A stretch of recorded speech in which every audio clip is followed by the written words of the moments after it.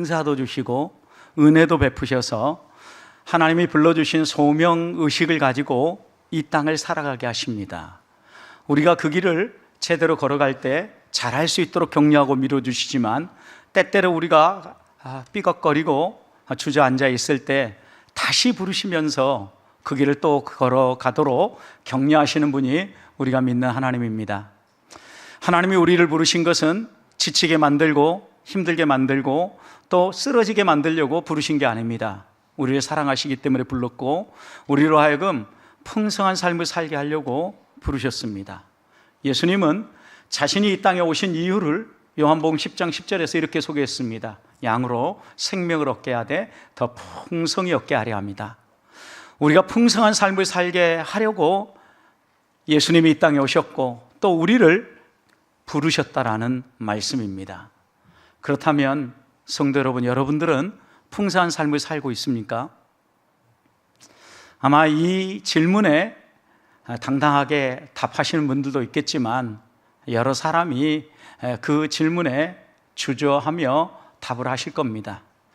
왜냐하면 우리의 삶에는 풍성한 것이 먼저 보이는 게 아니라 항상 부족한 것들이 먼저 보이기 때문입니다.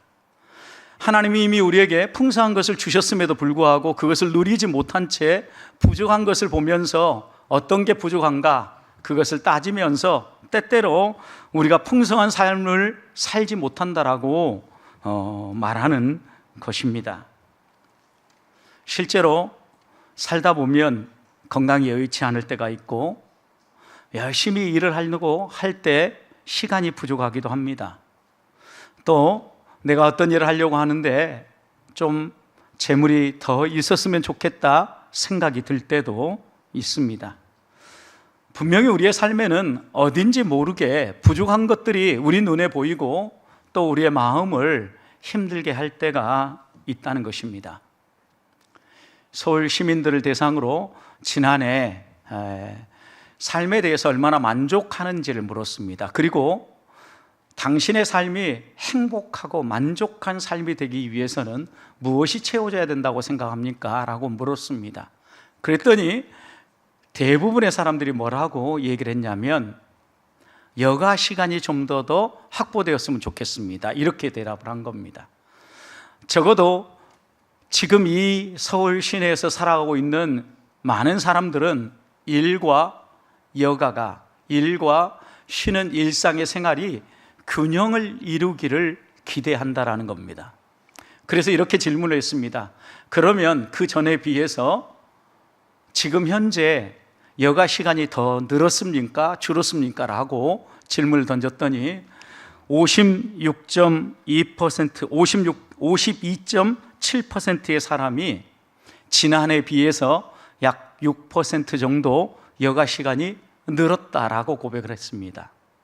그러니까 갈수록 여가와 일이 균형을 이루면서 보다 만족할 만한 삶을 살아가고 있다는 겁니다.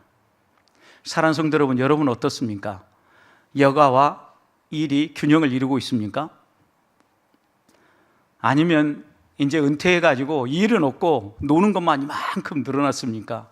아니면 아직도 은퇴를 못해가지고 일 양은 많고 또 쉬는 시간은 적어서 힘이 드십니까?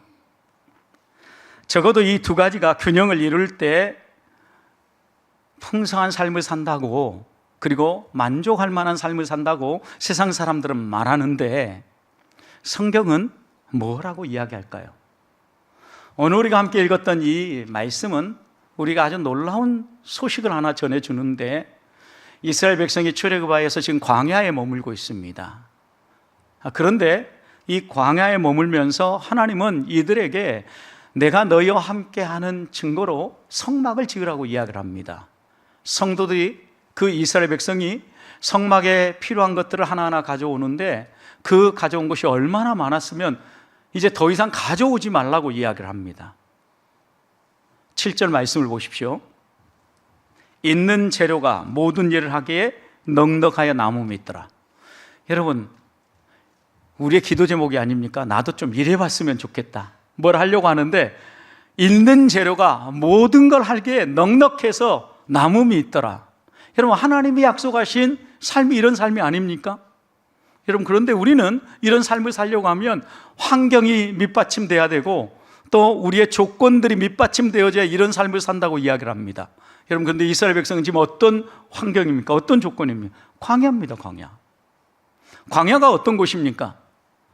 먹을 것, 그리고 마실 것, 그리고 내가 무언가를 누리며 살아갈 것, 이 모든 것들이 부족한 곳입니다.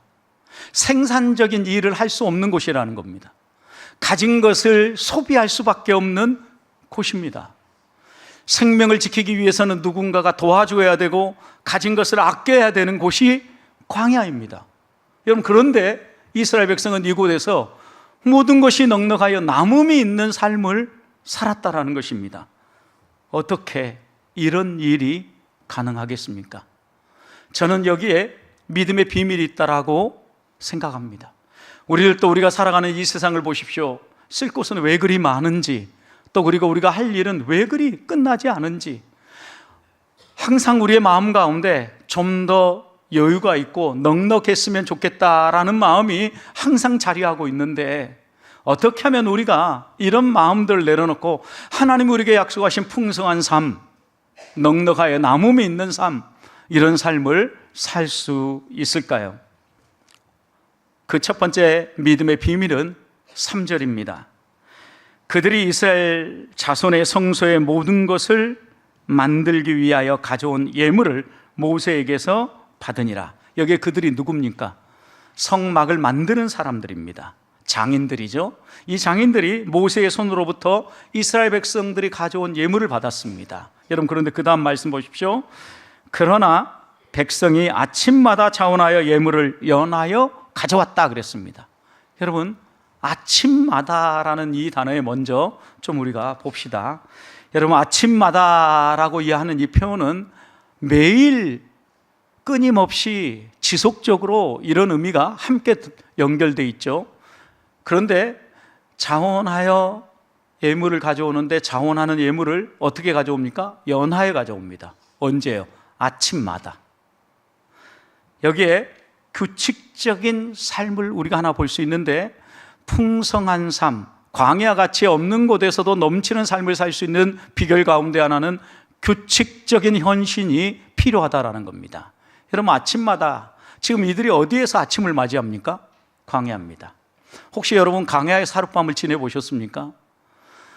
저도 광야에서 하룻밤을 지내고 아침에 눈을 뜰 때 온몸이 싸한 느낌.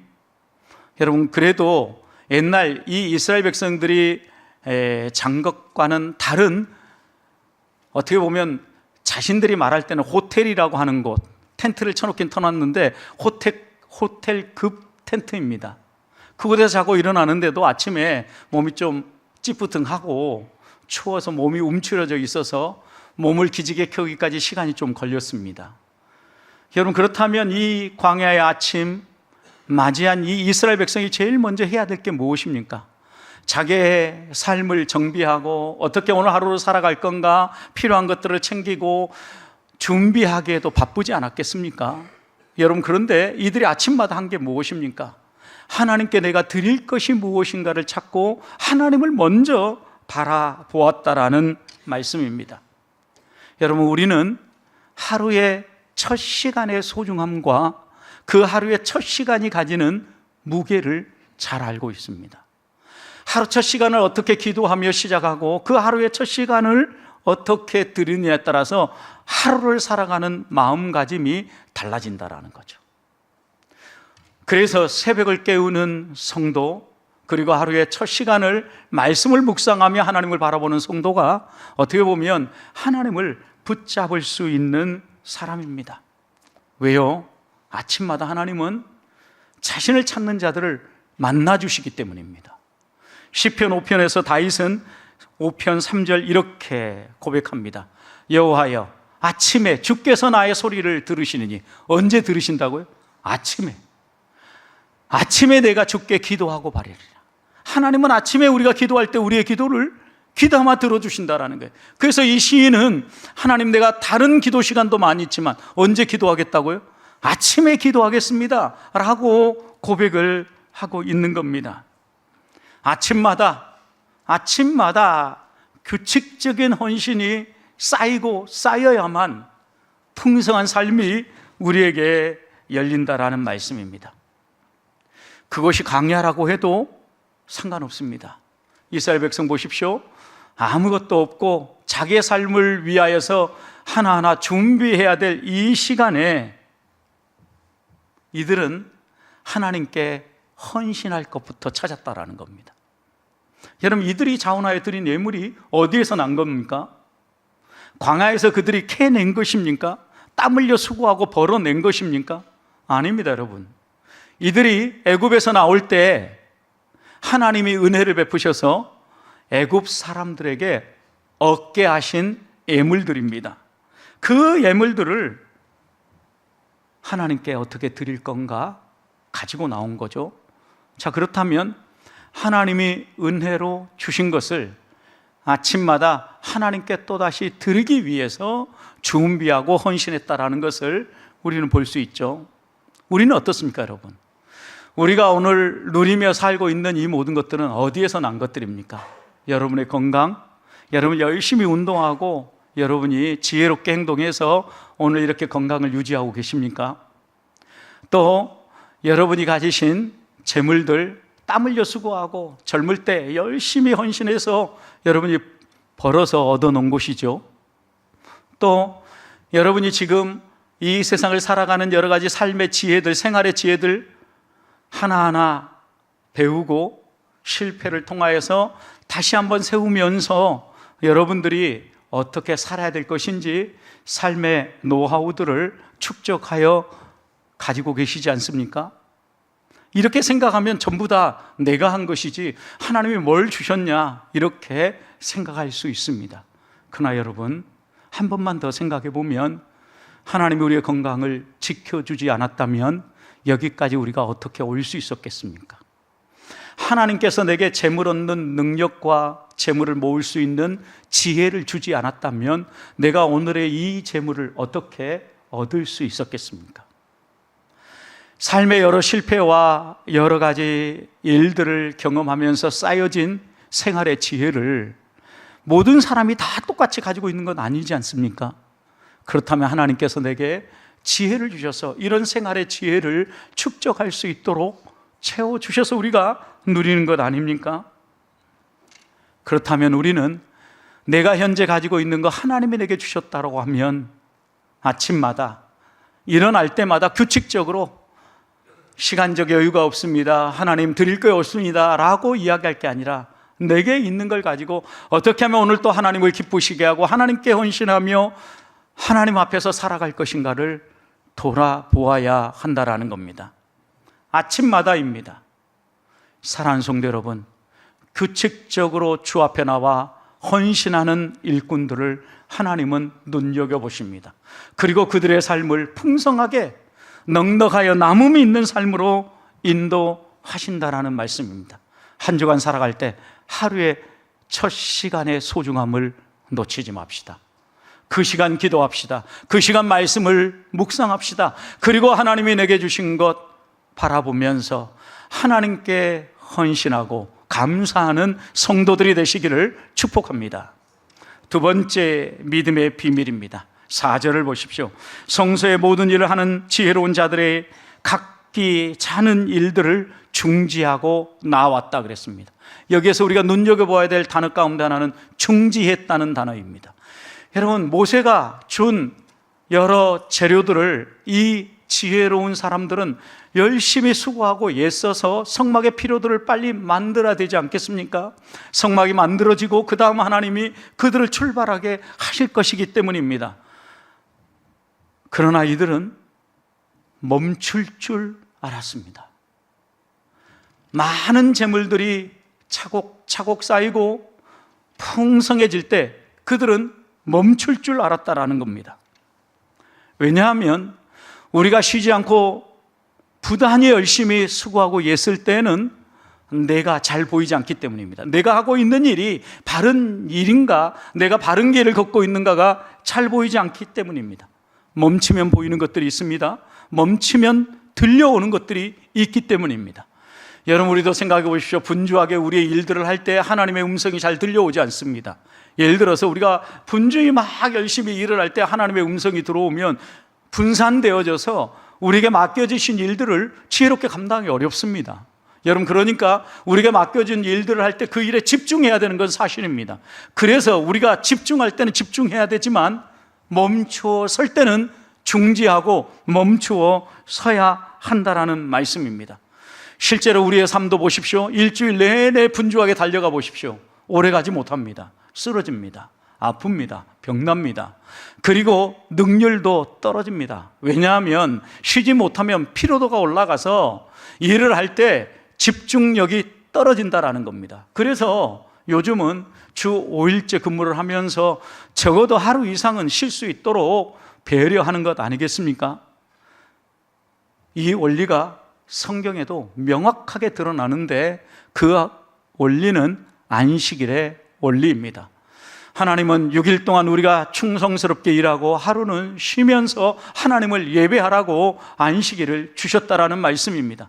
이 안식일의 원리가 그대로 적용됐던 것은 이스라엘 백성의 광야 생활 가운데도 그대로 적용되어졌습니다. 하나님께서는 이들에게 양식을 주셨습니다. 만나를 하늘에서 내려주셨습니다. 날마다 그 온 가족이 먹을 충분한 양을 제공해 주셨습니다. 얼마나 재미있게 성경은 표현하냐면 그들이 얼마를 거둬들였든지 간에 가족이 4사람, 5사람이라고 하면 그 가족이 먹기에 충분했다라는 거예요. 많이 거둔 사람도 남지 않았고 적게 거둔 사람도 부족하지 않았다라는 겁니다. 하나님은 이 만나를 매일 이렇게 공급해 주셨는데요, 안식일 전날은 어떻게 하셨습니까? 이틀 분량을 주셨습니다. 왜요? 안식일은 쉬라고요. 쉬면서 하나님을 예배하도록 안식일 전날은 이틀 분량을 주셨다라는 겁니다. 적어도 하나님은 이 광야 생활 가운데 이 안식일의 원리를 그대로 가르쳐 주시면서 쉴 때는 쉬어야 된다라는 것을, 멈출 때는 멈출 줄 아는 사람이 넉넉하고 풍성한 삶을 살아간다라는 것을 분명하게 가르쳐 주신 겁니다.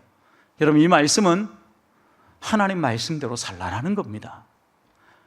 만나를 매일매일 거두다 안식일 전날 이틀 분량을 주시니까 어떤 사람은 널려있는 이 만나를 보면서 안식일 전전날도 그러면 나도 이틀 분량 거둬가지고 좀 쌓아야 되겠다 라고 생각하고 이틀 분량 거둔 사람 어떻게 됐습니까? 다 썩어버렸습니다.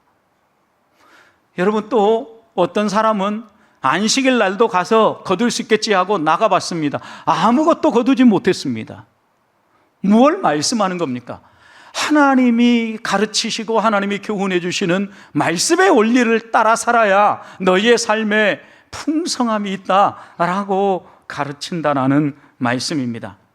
주일 예배와 쉼, 그리고 말씀 묵상의 시간은 멈춤의 시간들입니다. 우리의 삶에 이 멈춤의 시간들을 놓쳐버리면 우리는 넉넉하고 풍성한 삶을 살기 어렵다라는 말씀입니다. 멈춤의 시간을 낭비라고 생각하지 맙시다. 멈추는 순간에도 경쟁에서 이길 수 있는 비결이 있습니다. 하나님을 바라보는 것입니다. 특별히 바쁘게 살아온 사람일수록, 일이 많고 해야 될 일이 많은 사람일수록 쉬지 못합니다. 멈추면 문제가 생길 것처럼 느껴지기 때문입니다. 멈추면 경쟁에서 뒤처진다라고 생각하기 때문입니다. 그러나 하나님은 우리들에게 멈춰도 뒤처지지 않고, 멈춰도 경쟁에서 이기고, 멈춰도 비워지지 않고 넉넉해지는 비결이 있다라고 가르치는 겁니다. 사랑하는 성도 여러분, 하나님의 말씀을 따라 멈추는 겁니다. 하나님의 말씀을 따라 우리를 비워내고 하나님의 말씀으로 채움으로 하나님이 우리에게 채우신 것들이 보여지고 그것을 감사하면서 넉넉하게 살아가는 길이 열리는 것입니다. 사랑하는 성도 여러분, 주일 오전 얼마나 분주하게 준비하고 예배당에 나오셨습니까? 좀 늦잠 자고 싶은 마음도 있으셨을 거고 밀린 일들을 좀 더 챙겨보고자 하는 마음도 있었을 것입니다. 하지만 이 모든 것들을 뒤로하고 잠시 멈추고 하나님을 예배하는 예배의 자리로 나오는 성도들을 하나님은 귀하게 보신다라는 겁니다. 멈춤의 시간을 살려내고 하나님을 바라보며 나를 점검하는 자들에게 하나님은 넉넉하게 채우십니다. 이 믿음을 가지고 한 주간 멈춤의 시간들을 통하여 다시 한번 하나님이 채우시는 은혜를 경험하는 성도들이 되시기를 주님의 이름으로 축복합니다. 세 번째 믿음의 비밀입니다. 3절 후반절을 보십시오. 백성이 아침마다 자원하는 예물을 연하여 가져왔다. 여러분, 예물을 가져왔는데 어떤 예물입니까? 자원하는 예물입니다. 하나님은 억지로 받지 않습니다. 압박을 가해서 빼앗지 않습니다. 다른 사람 눈치 보면서 체면치레로 하나님 앞에 가져오기를 원치 않으십니다. 하나님은 우리가 드릴 때 자원하는 예물을 드리기 원하신다라는 말씀입니다. 하나님이 실제로 중요하게 보시는 게 무엇인가를 출애굽기 25장 2절은 이렇게 기록합니다. 이스라엘 자손에게 명령하여 내게 예물을 가져오라 하고 기쁜 마음으로 내는 자가 내게 바치는 모든 것을 너희는 받을지니라. 여러분, 하나님이 어떤 것을 받으라고 이야기합니까?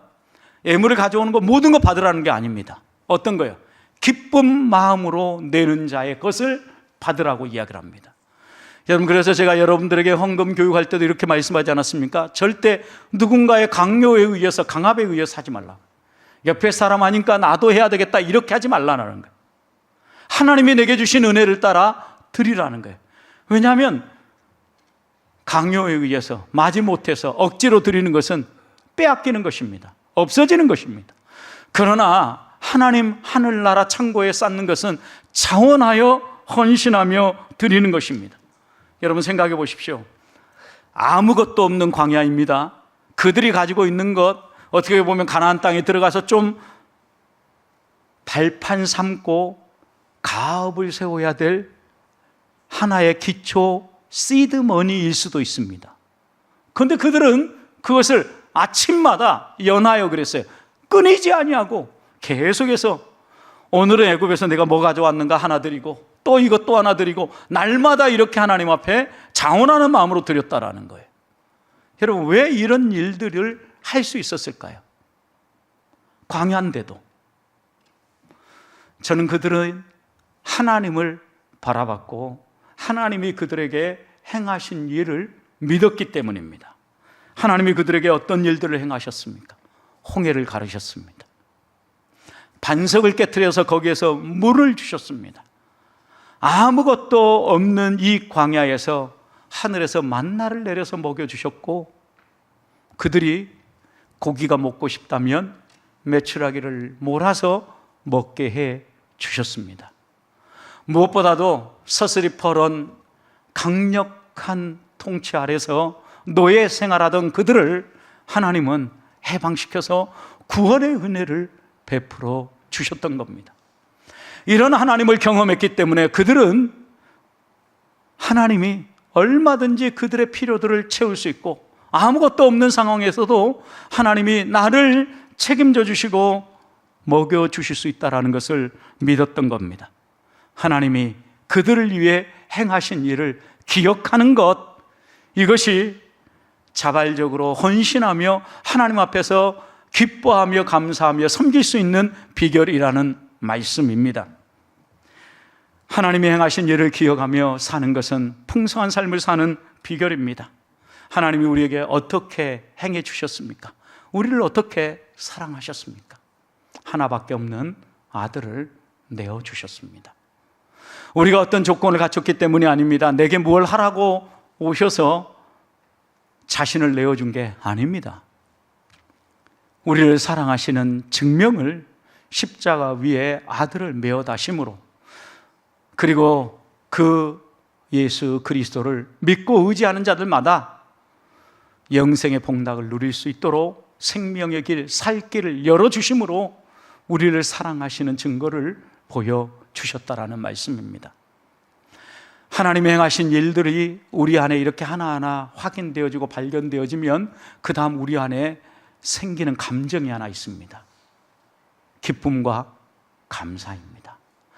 아, 나에게 아무것도 없는데 하나님이 나를 이렇게 지켜주셨구나라고 마음 먹으면 감사가 때로 먼저 나오기도 하고 그 감사를 생각하면 기쁨이 막 흘러넘칩니다. 때로는 기쁨이 먼저 흘러넘치면서 우리 안에 감사가 흘러나온다라는 말씀입니다. 여러분, 우리 안에 기쁨이 있고 감사가 흘러넘칠 때 억지가 아니라 자원함으로 헌신할 수 있는 겁니다. 지금까지 살아오면서 하나님이 내 삶에 행하신 일들을 돌아보십시다.